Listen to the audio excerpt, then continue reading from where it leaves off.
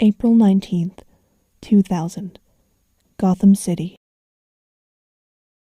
Terror filled Helena Bertinelli's body as she watched her father struggle against the masked man who had just hurt her mom. Her mom was quiet and unmoving on the bedroom floor. Her blood still stained Helena's Sunday dress.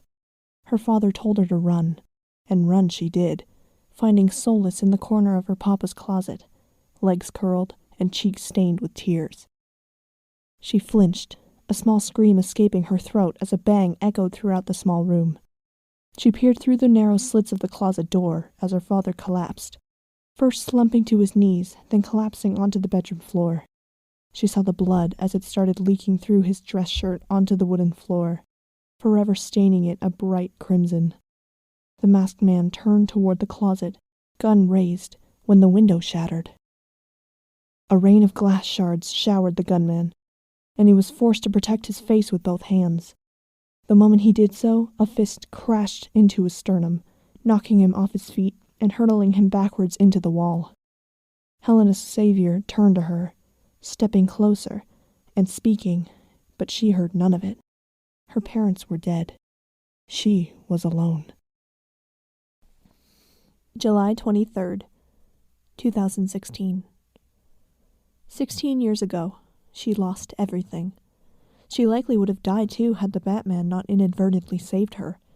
She never did get the chance to speak to him because it was so early in the life of Batman that Gotham police were ordered to bring him in.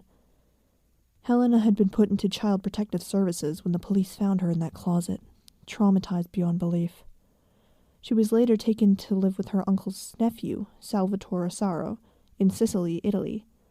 For the next several years, her mind tirelessly worked to find out who exactly the gunman was when one fateful day he was released from prison. He had to have connections. Even when people told her to stop, that Batman would find them, she didn't listen. It wasn't about finding the guy and stopping him. Not yet, at least. It was about finding out exactly why he killed her mother and father. If the Batman happened to get involved, she would handle it. Beyond her investigations, she learned about martial arts and weaponry from watching her uncle and cousin fight, and when the day came, she finally asked Salvatore to teach her. As she continued her non-stop search, the nightmares persisted, until one night her cousin told her that to end the nightmares, she had to remember that blood cries for blood. It was during her time at university, amid her investigations, that her family were, in fact, part of the notorious Mafia family. She had no doubt in her mind that her parents were killed by a member within the Mafia. She was going to need some help. Helena stood in front of a door, gently knocking on it and waiting for an answer. Roughly a minute or two had passed when the door's lock clicked before it opened, revealing a wheelchair-bound Vietnamese woman. "Can I help you?" the 53-year-old woman, Paula Kroc, asked. Helena took a deep breath before she responded. "Yes, I wanted to ask you something. I'm in the middle of an investigation, and it's reaching a point where I need to get more involved." She then finally asked, "I want to revive the Huntress." Paula's eyes widened, and she moved to close the door, but Helena stopped her, placing her foot between the door. "No," Paula spoke, her tone becoming acidic as the memories of the time being Huntress flooded her mind, along with all that pain brought to her and her family. "There is no more Huntress. That name does not exist." Helena was persistent. "I know of that moniker, what it did to you." She gestured to Paula's wheelchair-bound state. "But I want to make it mean something beyond a criminal. It can change. It can be a hero." Paula frowned. She didn't want to revive that title just for it to be misused again. Hell, she didn't even know this woman. Paula wheeled herself away from the door. "Who are you, anyway?" she asked. "My name is Helena Bertinelli." Paula's frown deepened. She had heard the last name before. The Mafia family of Gotham. I thought that family was killed off 16 years ago. Helena frowned, the sound of gunshots and glass shattering ringing in her head. They almost were. The only reason I'm alive today is because of Batman.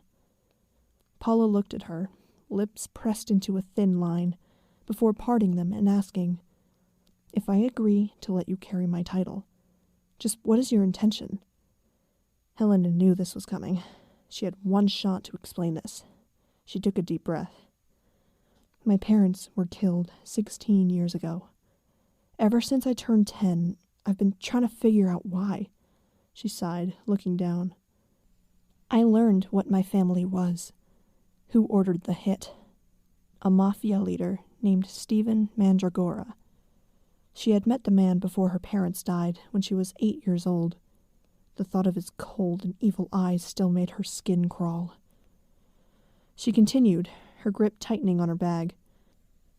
"For years, I've wanted nothing more than to kill him for what he did," she admitted. "But when I learned who my family was, what they did, I knew I couldn't stoop to their level." She looked back up at Paula, her eyes hardened with determination. "I want to repent for what my family has done, what the mafia has done." She placed her bag down and continued. "I learned about you by accident. I dug deeper, finding out you wanted to change, to set yourself straight after everything you did. Not just for yourself, but for your daughters." Helena spoke softly. "I want to atone for everything my family did." She opened her bag, pulling out a purple mask. "And I want to start by making the Huntress a hero." Paula was surprised by her dedication to wanting to be a better person, and the fact that she wanted to start by going after the mafia, which held ties to her own family. She was strongly considering handing her the title. She placed her hands on her lap. "To bear the name of the Huntress, you need to start by excising the demons in you. Actions speak louder than words in this world. If you intend to go through with atonement, take down the source of it." Helena nodded, a ghost of a smile gracing her lips. "Thank you." The drive back to her home was rather uneventful. While she drove, Helena stole quick glances at her bag that contained the costume she designed. Initially, it was a full-body and face-concealing outfit, as she never saw herself as a hero. It was the actions of the original Huntress that inspired her. If someone who had drenched themselves in their enemy's blood could change after enduring so much grief and pain, then so could she. She hadn't known about what her family had committed in their mafia run, but she knew she had lived a life of privilege and high living off the blood and extortion of innocents. Helena finally reached her apartment complex, walking inside and heading to her room. She had to rest for tonight. July 24th, 12:04 a.m. The illumination of the moonlight cascaded into her room as she sat on the edge of her bed. She was fully dressed in her costume, with her helmet in her hands, staring intently at it. Her costume had a utility belt, containing medical aids in case of injury, smoke bombs, and smaller weapons for close combat. Retractable staffs were strapped to her back, and a small crossbow mounted to her right forearm. She took a deep, shuddering breath as she turned her helmet over so she could see the backside of it, slowly raising it up and placing it on her head. It was time for the Huntress to be reborn. 1:22 a.m. Stephen Mandragora settled into his meeting with the respective branches of the Mafia, which he now ran after the removal of the Bertinelli family. Their expansion within Gotham City had already diminished with the presence of Batman and the GCPD breathing down their necks. Now there was another masked vigilante that had been causing a hassle for them for the past 2 weeks. Some of the Mafia had considered taking him out, citing his gluttony had made the family reckless and overconfident. But Mandragora's right-hand man remained fiercely loyal to Stephen, as he was the one who provided for the assassination of the Bertinelli family, even going so far as to pay a substantial, untraceable payment to bail him out. So for now, they had to indulge in Mandragora's consumption of a delicate balance. As the meeting began, about a dozen or so guards had been assigned on the floor above to keep intruders out. They were armed with blunt-based weapons and a minimal amount of guns to lower the risk of friendly fire from occurring. Some were slacking off, playing cards at one of the desks that was in the center of the room. Suddenly, one of the windows shattered as 2 arrows shot through, cutting through the glass like paper and piercing 2 of the gun-wielding goons' hands before anyone could have a chance to react. A motorcycle broke down the doorway, crashing into the remaining gun-wielding guards. Helena jumped off the cycle as it crashed, landing in the center of the room. The goons charged at her, attempting to stop her as the 2 remaining guards were trying to remove the arrows that had pierced them to the walls. Helena downed one of the goons with a swift kick to the jaw and a right hook to the other. A goon managed to remove the arrow embedded in the center of his hand, blood pouring as he raised his gun and began firing at her. Quickly retracting her staff, Helena moved to cover, arrows flying towards her remaining opponents before kicking the table into the legs of one trying to rush her.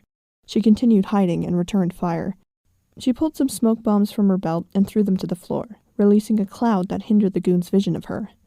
The remaining goon, vision clouded by smoke, heard footsteps coming closer and he fired, only for the smoke to spread out and reveal nothing in front of him. Sweat began to roll down the sides of his face, his heart stopping when a gentle exhale caressed the back of his neck. He never had a chance to turn around before Helena's staff wrapped around his throat and he was pulled further into the smoke. Beneath all this, the Mandragora Mafia was hearing the chaos unfold. Mandragora nodded towards his right hand, pulling out a Thompson and shooting the ceiling. Helena, still keeping her staff around the goon's neck, flipped him over as the bullets burst through the floor. She had narrowly avoided the bullets, though it did graze parts of her costume and broke the skin. When the goon landed back on the floor, they both fell through the weakened floorboards and crashed onto the large desk the Mafia was sitting at. Helena let go of the goon, who was now unconscious. She jumped off the desk, landing in front of the head members of the Mafia branches. Most of the members looked concerned, the others staring warily and wanting to reach for their weapons.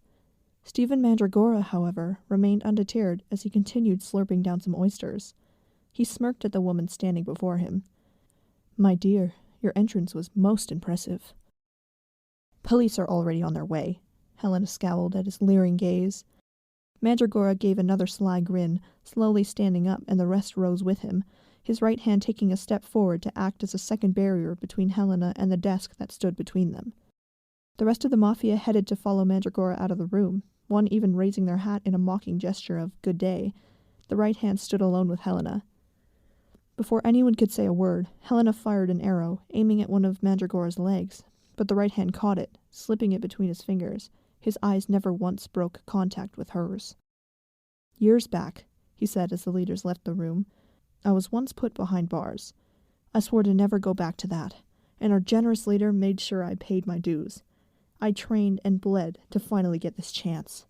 He snapped the arrow in half and pulled out a pistol. "I will end the last of the Bertinelli bloodline." Helena's eyes widened. The right hand figured her out. I never forget a face. Eyes once so innocent, now bathed in the blood of her family. Her gaze hardened, rage pulsing through her veins, when suddenly her cousin's words echoed in her head. Blood cries for blood. No, she would not give in to that temptation. She would do this right. She would not give in to it. Her mind, distracted and clouded with conflict, gave the right hand the chance to launch a flurry of onslaught onto her. He landed a punch to the right side of her cheek, a flash of pain coursing through her face. He planted his knee into her sternum, showing Helena no mercy. She collapsed to her knees, gasping for air. The right hand quickly pulled out a gun, intent on ending the last of her family. Helena reacted quickly, firing an arrow into his shin. It embedded deep into his leg, causing the man to scream in pain and drop his gun. "You bitch," he snarled, giving her a solid kick to the side with his good leg. Picking her up by the collar of her costume, he lifted her up so she could see his anger-ridden face. "Just die already." She spat blood in his face, the blood trickling down from his forehead to his upper lip. "Still got fight, huh?" He growled before tossing her into the desk, glasses and plates shattering and falling off as she landed. He pulled something out of his pocket, something Helena could recognize from a mile away. Her mother's necklace, the charm a pure 24-karat gold cross. Huntress stood slowly, raising her fists as the right hand kissed the cross in mockery of her family. "Give it back," Helena growled, ready for round 2. The right hand looked at her, putting the cross back in his pocket. "Come and get it." A sudden right hook left him staggering backwards. He reacted quickly, giving her a blow to the side of the head. They continued to return punches and kicks back and forth. After receiving a few more hits, Helena caught a glimpse of the arrow still embedded in the man's shin. It gave her the opening she needed. Using a quick kick, she managed to kick the arrow even deeper into his leg. He let out a howl of pain as his leg buckled out from under him. She grabbed the sides of his head and launched a knee to the jaw, knocking him unconscious. The right hand of Stephen Mandragora was down. Blood cries for blood.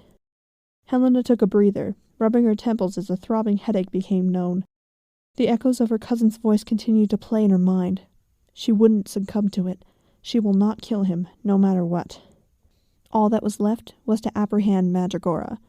She reached down and removed the cross necklace from the man's pocket, holding it up and staring at it.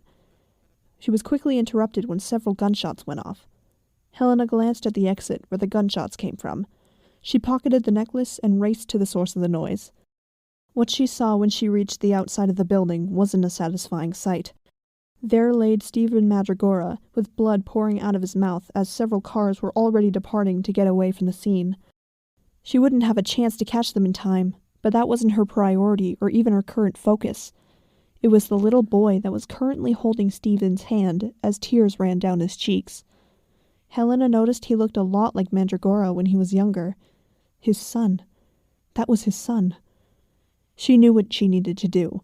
She slowly walked towards the little boy, who stared back at her with fear in his eyes. She pulled out a thick cloth, an alcohol bottle, and some pliers from her belt and got to work, her face stoic due to the irony of it all, saving the man who had her parents killed. No one was going to die today. 6:45 a.m. The head of the mafia and various associates were arrested 3 hours ago after a vicious brawl occurred by an unknown vigilante trying to stop the group's dangerous activities.